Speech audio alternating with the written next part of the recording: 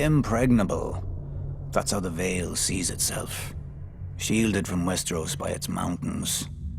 They call the entrance to their land the Bloody Gate because, during the Age of Heroes, a dozen armies supposedly smashed themselves against it.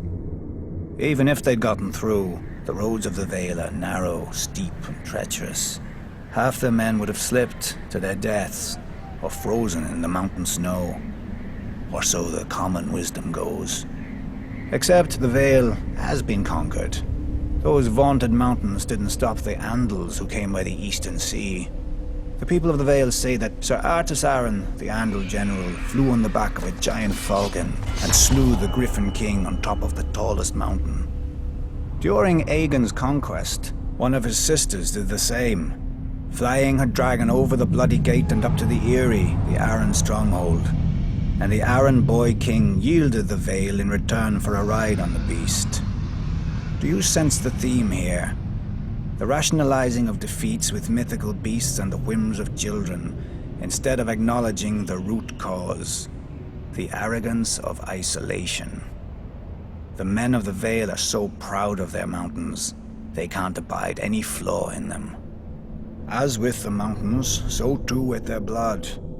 The first Andals landed in the Vale as its most powerful lords, the Arryns, the Waynwoods, the Corbrays, like to brag. Through their veins runs the blood of the oldest Andal nobility in Westeros, but through their brains runs an even older folly. That blood matters.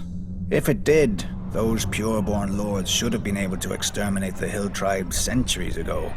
But those primitive raiders, whose tribes more resemble kennels than families, continue to plague the Vale, even kidnapping an Arryn once. Until Tyrion Lannister, an outsider, no Vale lord ever thought to turn the tribes to the Vale's advantage. That a desperate, warlike people could be useful, not to mention inexpensive. But perhaps the Vale lords consider such thoughts beneath them. After all, the Vale's isolation does breed an abundance of honor and pious bleating, which governs their decisions instead of foresight. Like a blind man who can only guess where his horse is taking him. I doubt Jon Arryn had even prepared for civil war when he raised his banners instead of handing over his young wards, Ned Stark and Robert Baratheon, to the Mad King. Honor demanded, and Lord Arryn obeyed.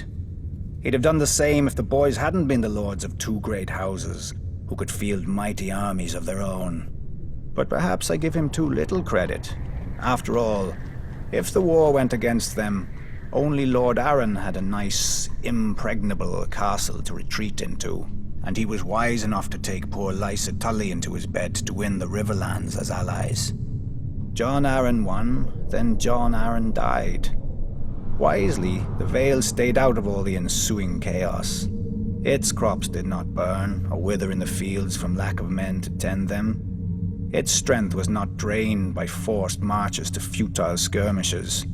In the Vale, life proceeds as it always has. Calm, proud. A world of high honor undisturbed by armies and men of low birth, but high ambition. Impregnable.